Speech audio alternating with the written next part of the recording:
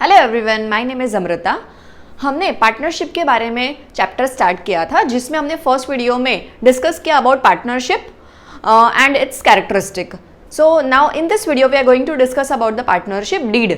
तो कैरेक्टरिस्टिक में ही हमने एक पॉइंट पढ़ा था कि partnership comes into existence by the agreement, और अग्रीमेंट दो तरीके के होते हैं, oral and written, but written is more advisable. और याद है आपको कि रिटर्न अग्रीमेंट को ही हम पार्टनरशिप डीड बोलते हैं।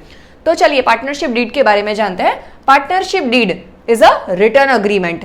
रिटर्न अग्रीमेंट भी कैसा होता है ये? It's a legal document which is signed by all the partners. तो हमने ये भी डिस्कस किया था लास्ट वीडियो में कि अगर ये रिटर्न अग्रीमेंट है तो डिस्प्यूट्स होने के चांसेस बहुत ही कम रह जाते हैं। तो चलिए जानते हैं कि पार्टनरशिप डीड के अंदर क्या क्या डिटेल्स मेंशन होती है जिसकी वजह से डिस्प्यूट्स होने के सबसे लीस्ट चांसेस बचते हैं। Let's start. फर्स्ट लिखा होता है डिस्क्रिप्शन ऑफ पार्टनर्स। तो डिस्क्रिप्शन ऑफ पार्टनर्स का मतलब यह है कि पार्टनर का नाम, एड्रेस और उसकी कोई अदर डिटेल आपको मेंशन करनी है, क्वालिफिकेशन मेंशन करनी है, तो वो भी आप मेंशन कर सकते हो in partnership deed. Description of firm. Description of firm मतलब फर्म का नाम, फर्म का एड्रेस वगैरह वगैरह ये भी आप मेंशन कर सकते हो। Principal place of firm. Principal place मतलब कि कहाँ पे मेन हेड ऑफिस या मेन ब्रांच होगी आपके फर्म की, और या तो उसके अलग अलग कोई अलग अलग जगहों पे ब्रांचेस है तो उसके बारे में भी आप इसमें मेंशन कर सकते हो। Nature of business. Nature of business मतलब आपका कौन से टाइप का बिजनेस है, जैसे कि मैन्युफैक्चरिंग कंसर्न है, ट्रेडिंग फर्म है या सर्विस प्रोवाइडर हो आप, तो कौन से टाइप का बिजनेस कर रहे हो वो भी आप इसके अंदर मेंशन कर सकते हैं। कमेंसमेंट ऑफ पार्टनरशिप मतलब कि आपने पार्टनरशिप का बिजनेस या पार्टनरशिप की शुरुआत कौन से डेट से की, वो डेट भी यहाँ पे मेंशन करनी होती है। Next is capital contribution. तो कैपिटल कंट्रीब्यूशन मतलब कि पार्टनरशिप में अलग अलग लोग इकट्ठा होते हैं और बिजनेस करने के लिए, या तो अलग अलग जो पार्टनर्स इकट्ठा होते हैं, तो हर पार्टनर कितना कैपिटल अपनी तरफ से कंट्रीब्यूट करेगा उसकी डिटेल भी यहाँ पे मेंशन होती है। Then interest on capital. तो जो भी पार्टनर बिजनेस के अंदर कैपिटल कंट्रीब्यूट करता है तो उस पे उसको अगर इंटरेस्ट लेना है उस कैपिटल पे, तो उसके भी जो परसेंटेज होंगे वो भी इस डीड के अंदर मेंशन होंगे। Interest on drawing. तो हर पार्टनर कितना ड्राइंग करेगा अपनी फर्म से, कितनी चीजें, कितने रुपए अपनी फर्म से वो अपने पर्सनल यूज के लिए विड्रॉ करेगा और उस पे फर्म कितना इंटरेस्ट चार्ज करेगी, वो भी डिटेल इसके अंदर मेंशन होती है। Profit sharing ratio. तो पार्टनरशिप में अब दो से ज्यादा पार्टनर्स होंगे तो ये पार्टनर अपना प्रॉफिट या लॉस कौन से हिस्से में डिस्ट्रीब्यूट करेंगे इसके बारे में भी इसमें मेंशन होगा। Interest on loan. अगर पार्टनर फर्म को लोन दे रहा है या तो फर्म पार्टनर को लोन दे रही है तो इन दोनों ही केसेस में इंटरेस्ट ऑन लोन के परसेंटेज क्या होने चाहिए वो भी इसके अंदर मेंशन होगा। Next is remuneration to partner. Remuneration का मतलब हो गया वन काइंड ऑफ सैलरी। तो अगर कोई पार्टनर सैलरी विड्रॉ करना चाहता है फर्म से या कोई रेम्यूनरेशन विड्रॉ करना चाहता है तो वो कितना विड्रॉ कर पाएगा उसकी डिटेल भी पार्टनरशिप डीड में मेंशन होती है। चलिए next point is valuation of goodwill. तो हम सब लोग जानते हैं कि गुडविल एक इंटेंजिबल एसेट होती है, और इंटेंजिबल एसेट का मतलब ये होता है कि जिसको हम छू नहीं सकते और जिसको हम टच भी नहीं कर सकते। सो यहाँ पे गुडविल एक name and fame of the business या तो इमेज और brand name of the business होता है। अब यूजुअली हमने कभी सोचा नहीं है कि बिजनेस का गुडविल या उसका नेम एंड फेम को कैसे हम मॉनेटरी टर्म में वैल्यू कर सकते हैं, बट इन पार्टनरशिप केस आगे कुछ चैप्टर्स ऐसे हैं जहां पे हमें गुडविल के वैल्यूएशन के बारे में भी पढ़ना होगा, जो हम बाद के चैप्टर में जरूर डिस्कस करेंगे।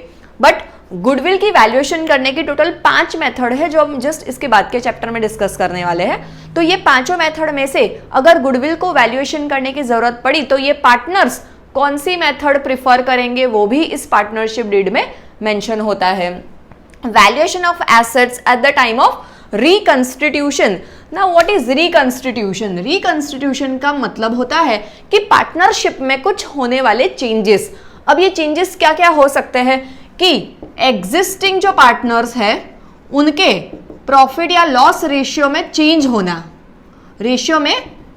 होना। देन अगर कोई नया पार्टनर एडमिट होता है पार्टनरशिप में, या तो कोई पार्टनर रिटायर हो जाता है या तो किसी पार्टनर की डेथ हो जाती है, इन सारे केसेस को हम बोलते हैं रिकंस्टिट्यूशन। और 12th स्टैंडर्ड की बुक में ये सारे के सारे हमारे नेक्स्ट चैप्टर्स होने वाले हैं, जिसके बारे में हम इन डिटेल इन चैप्टर्स को बाद में पढ़ेंगे। बट जब भी ये सिनारियो होता है विच इज कॉल्ड रिकंस्टिट्यूशन और रिकंस्ट्रक्शन ऑफ पार्टनरशिप, तो हमें सारी की सारी असेट्स एंड सारी की सारी लायबिलिटीज को वापस रीवैल्यू करना पड़ता है जब ये सिनारियो होता है। तो इनका रीवैल्यूएशन भी कौन से टर्म्स एंड कंडीशन पे होगा, किस तरीके से होगा, ये भी डिड में मेंशन होता है। Next is settlement of account in case of retirement और डेथ, जो मैंने आपको यहां पे ही बताया, रिटायरमेंट एंड डेथ। तो अगर पार्टनर पार्टनरशिप से रिटायर होने वाला है या किसी पार्टनर की डेथ हो गई है, तो इन दोनों सिनारियों में हमें कौन कौन सी चीजें, कैपिटल, रिजर्व्स, प्रॉफिट, ये क्या क्या चीजें पार्टनर को देना पड़ेगा एज अ सेटलमेंट, तो उसके भी क्या टर्म्स एंड कंडीशन होगी, कौन से प्रोसीजर फॉलो होगी, ये चीजें भी पार्टनरशिप डीड में मेंशन होती है। अकाउंटिंग पीरियड, अब यूजुअली हमें पता ही है कि हम ज्यादातर 1 अप्रैल से 31 मार्च का ही अकाउंटिंग पीरियड फॉलो करते हैं। बट अगर इनकेस कोई और भी अकाउंटिंग पीरियड यहाँ पे फॉलो करना चाहते हैं, तो कौन सा अकाउंटिंग पीरियड फॉलो होगा वो भी इस डीड के अंदर मेंशन होगा। Rights and duties of the partner, कौन सा पार्टनर कौन सी ड्यूटी पे करेगा या कौन सी रिस्पॉन्सिबिलिटी उसकी होगी, कौन से राइट्स होंगे पार्टनर्स के, कौन सा पार्टनर कौन सी चीजों के लिए रिस्पॉन्सिबल होगा, ये सारी चीजें भी इस डीड के अंदर मेंशन होती है। ड्यूरेशन ऑफ पार्टनरशिप, तो हमने पिछले एक वीडियो में एक चीज पढ़ी थी कि partnership for a particular time period, अगर मान लीजिए हमारी पार्टनरशिप कोई particular time period let us से फॉर 5 इयर्स और 7 इयर्स की ही है, तो उसका ड्यूरेशन भी कितना होगा वो भी इस डीड के अंदर मेंशन होगा। Next is bank account operation. अब बहुत सारे अगर पार्टनर्स है तो हमेशा ये जरूरी नहीं होगा कि सारे पार्टनर्स एक ही टाइम पे अवेलेबल हो टू साइन द चेक और साइन एनी बैंकिंग डॉक्यूमेंट। तो इन दिस सिनारियो कौन से 2-3 पार्टनर्स जो हमेशा अवेलेबल रहते हैं पार्टनरशिप के अंदर, तो बिजनेस में जो भी अवेलेबल रहते हैं, ऐसे कौन से पार्टनर की साइनिंग अथॉरिटी बैंक के लिए या कोई पर्टिकुलर चेक साइन करने के लिए चलेगी, तो इस चीजों का भी मेंशन हमारे पार्टनरशिप डीड में होता है। Last is settlement of disputes. तो ये सारी चीजें हम कोशिश तो यही कर रहे हैं कि पार्टनरशिप डीड में हम मैक्सिमम चीजें कवर कर ले जिससे डिस्प्यूट होने के चांसेस ना हो। But still in any case अगर कोई डिस्प्यूट अराइज होता है तो उसका भी सेटलमेंट हम कैसे करें, तो उसकी चीजें भी, उसकी डिटेल भी हमारे पार्टनरशिप डीड में मेंशन होती है। If there is no agreement is made, या तो मैंने अग्रीमेंट बनाया ही नहीं है, और अगर मैंने अग्रीमेंट बनाया है and the agreement is silent for the below mentioned situation और मैटर्स, देन हम क्या फॉलो करेंगे, again provision of Indian partnership act 1932। तो ये कौन से मैटर्स है जिसके बारे में इंडियन पार्टनरशिप एक्ट में हमें कुछ प्रोविजंस दिए गए हैं। तो उसमें से पहला प्रोविजन है कि capital contribution by each partner, अगर कौन सा पार्टनर कितनी कैपिटल कंट्रीब्यूट करेगा इसके बारे में हमने डीड में कुछ भी मेंशन नहीं किया है या तो हमने अग्रीमेंट नहीं बनाया है, तो what Indian partnership act says, it is not at all compulsory. मतलब अगर आपने डीड में मेंशन नहीं किया है तो सभी पार्टनर्स कैपिटल लाएंगे, ऐसा कंपल्शन नहीं है। Second number is profit and loss sharing ratio के लिए अगर हमारा डीड साइलेंट है तो इन दैट केस हम सारे पार्टनर्स को प्रॉफिट या लॉस जो भी है हम इक्वली डिस्ट्रीब्यूट कर देंगे। Next is interest on capital, again इसके परसेंटेज भी आपने मेंशन नहीं किए डीड में, तो फिर हम कोई भी इंटरेस्ट देंगे नहीं, तो not allowed. Next is interest on drawing, again इसके परसेंटेज भी अगर मेंशन नहीं है तो हम कोई भी परसेंटेज देंगे नहीं, मतलब ना इंटरेस्ट ऑन कैपिटल मिलेगा ना इंटरेस्ट ऑन ड्राइंग चार्ज होगा। Salary, remuneration, commission to any partner, again इसके बारे में भी डीड में अगर कुछ मेंशन नहीं है तो इनको सैलरी, कमीशन, रेम्यूनरेशन इनमें से कुछ भी मिलेगा नहीं। Next is, this is very important, interest on loan by partner to firm. याद रखिएगा ये, अगर पार्टनर फर्म को लोन दे रहा है तो हम उस पे अगर अग्रीमेंट में कुछ मेंशन नहीं है तो हम 6% पर एनम के हिसाब से उससे इंटरेस्ट चार्ज करेंगे। But interest on loan by firm to partner, तो इन दैट केस कोई भी इंटरेस्ट देना मुझे नहीं है।